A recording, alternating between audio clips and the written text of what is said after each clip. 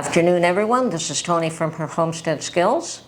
Well, I did spend the morning running around, completing a few chores, going to my garden, chatting up with a few of the other gardeners there, and then I came home and, oh yes, and I did go and check to see if there was some more chicken carcasses, and unfortunately 2 days in a row, none. So I'm a little bit concerned about that. I suspect that either I don't know what they're doing. They've always had chicken carcasses there. I have been informed by another customer one day that was buying them there with me that there was another source, so I think tomorrow I will be checking out this other source to see if they actually have any. And of course I'll go back to this place again to see if they have any tomorrow. Being Friday, they might. Who knows? What they did have though was old hens, and that is only periodically. They only do those periodically when they get them in, I guess, from whatever their source is. And yeah, they bag them up 2 in a bag, and I didn't bother to buy any because I do have some in my freezer right now. So, and those are wonderful for making a soup. I don't want to just use them to make stock, but they make the beautiful stock, beautiful soup. There's plenty of meat on them to make, because you've got the whole hen, even though it's an old one and it's very small at that point. These are old egg layers, I guess, that are past their prime, and make perfect soup, amazing soup. So I'm going to use the ones I have to make soup, and I figured that before I buy another bunch of them, I would probably use up the ones I have. So I may use up mine. If I don't find any more carcasses, I may use these up quickly and go buy another 2. So we'll see what happens there. Now, I did also promise that I would show how I make yogurt. I mentioned that I make my own yogurt. And, well, unfortunately, I got up early this morning and I felt like making it while Mark was still in bed. So I didn't bother to film it at that point. But just to show you, this is really the result of what I make. I make a batch of it, and I put it into these they're little ball cups that you can put in the freezer. Obviously, these are not going in the freezer, but they are just the right size for a single serving of yogurt. And I could have put it in a large container and put it in the fridge, but even a large container, you have to scoop it out and put it in a bowl and wash it. So this is a perfect single serving, and I don't save any time or effort in cleaning up using this or using a larger container. And I like putting it in these single serving containers. And I made a batch that I've got 11 of these. So when these are used up, and believe me, sometimes I'll eat 2 a day, but when these are used up, I will make another batch, and I'll show you how to make it then. I do have an old video where I actually have how I made these. Unfortunately, it was like one of my first. I think it was number 5. And I was very shy, and the video quality was terrible, and I didn't really talk. I kind of just showed it, and then I kind of commented or put text video of sort of what I did. I don't think I explained it properly. There's enough there that you can get the gist of what I was doing, but I will make a proper video and let you know. So I actually do not use any special equipment. I have a little cooler that I use to make this, and let me put this back before I go any further. Okay, yeah, I don't have any specialized equipment at all to make yogurt. If anything, maybe those little cups, but they're absolutely not necessary. So you can put it in any container that you have. You can put it in a mason jar, but I prefer to use those little cups. So I will show you how I do that. And speaking of that, You know, I've made a number of things over and over and over again, and yogurt is one of them. Bread, I make bread all the time. I make chicken stock all the time. I make pasta a fair bit. What else? Oh yes, I make meatballs a lot. So there are these things that I do over and over and over again. They're standard fare for me. But, you know, it's one of those things, the more that you do a particular activity, whether it is making pasta or making bread, the more often you do it, the more you'll learn little tricks from either failures or just how to do it better. And pasta for me is one of those, definitely, that I learn something every time I make it. I was shown how to make pasta by my grandmother, likely when I was about 10 years old. She took me down to her little station that she had set up, and basically she had her flour and she had this table, and I think she must have made pasta every single day, because it was a standard setup that she had, that she'd go there, she'd get her eggs, she'd get her flour. You know, she showed me how to plop the flour, just a quantity of flour, make a well in there, drop the eggs in, slowly beat them in, and then knead and knead and knead, and then she'd put it in a bowl, cover it up with a dishcloth, and put it aside. That's what I was shown.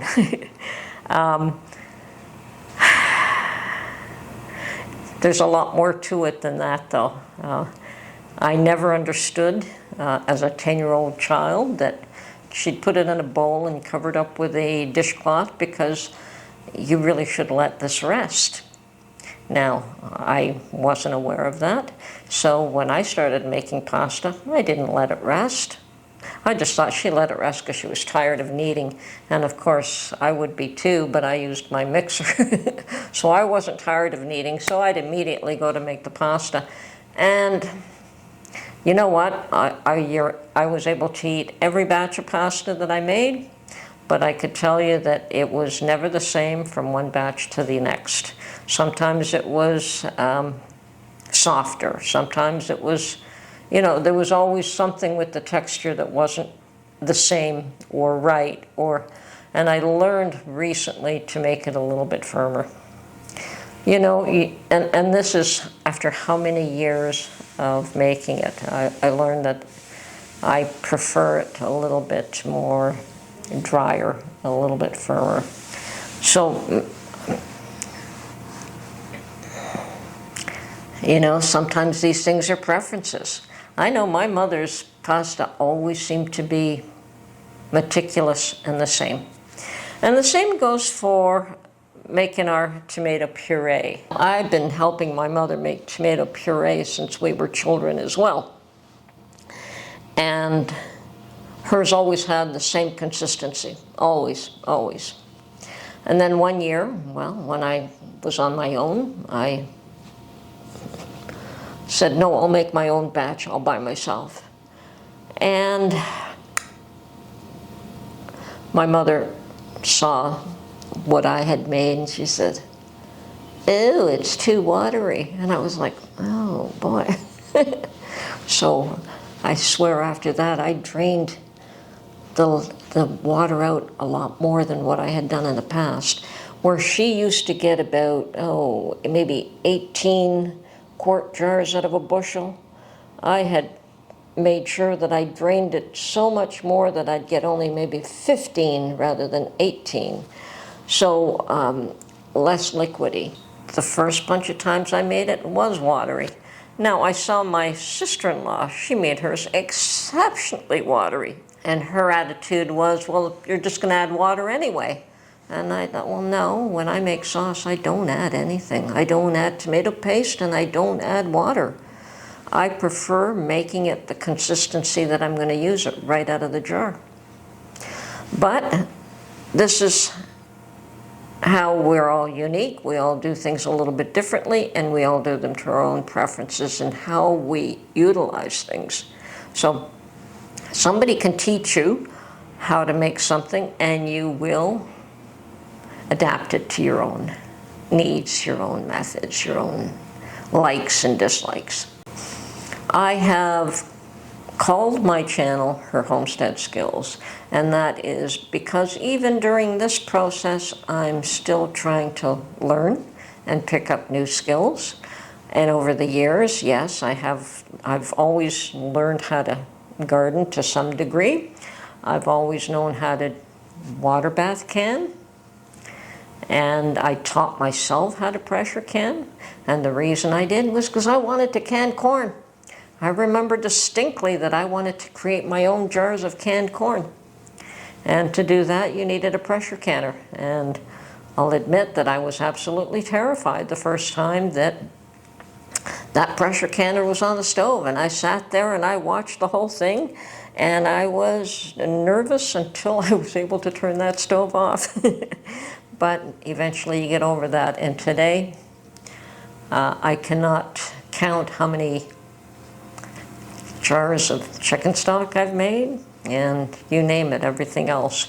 So no, pressure canning I'm quite comfortable with it today. But like anything else, when you first start out, it's a learning process, and you will learn until you stop doing something, as long as you choose to.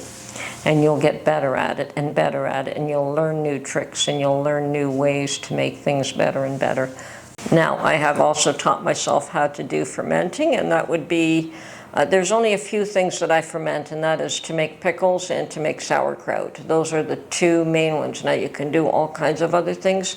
I'm just not into them. They're not things that we would eat, so I don't make them. I think my daughter talked about making beef jerky. I've never made beef jerky. That might be an interesting thing to try as well. And yes, I think a dehydrator would probably work best for that. Now, I made dehydrated mushrooms, and we've had, I won't make those again. I had tried to rehydrate them, and they just don't work. I have canned mushrooms, and they were perfect. And I'm thinking if I freeze dry mushrooms, they should be perfect as well. So that will probably be the next thing that I learn. How to utilize this freeze dryer to the best of its ability. It's another tool that I have now. Fermenting is something you can do with very little specialized tools. I don't even have the airlock system. I tried that, didn't like it. I just use a plastic cap, and I just burp it every day, and that works perfectly for me. So no specialized equipment there either. So fermenting doesn't take a lot of equipment.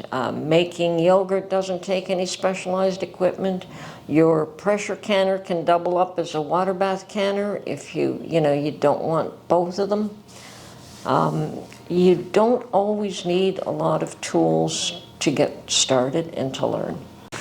And if you're going to make pasta, I highly recommend that you either get the manual unit that I use or have used for 40 years, or the attachments for your KitchenAid if you have a KitchenAid. Certainly makes life a whole lot easier. You can certainly roll out that dough flat and then slice it up, and it'll taste the same. It'll still be awesome. It's just harder work. So, yes, there are ways to make life easier, but in a pinch, things can be done without a whole bunch of specialized tools as well.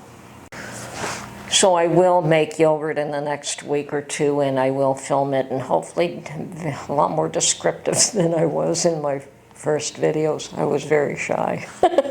I've gotten less camera shy now.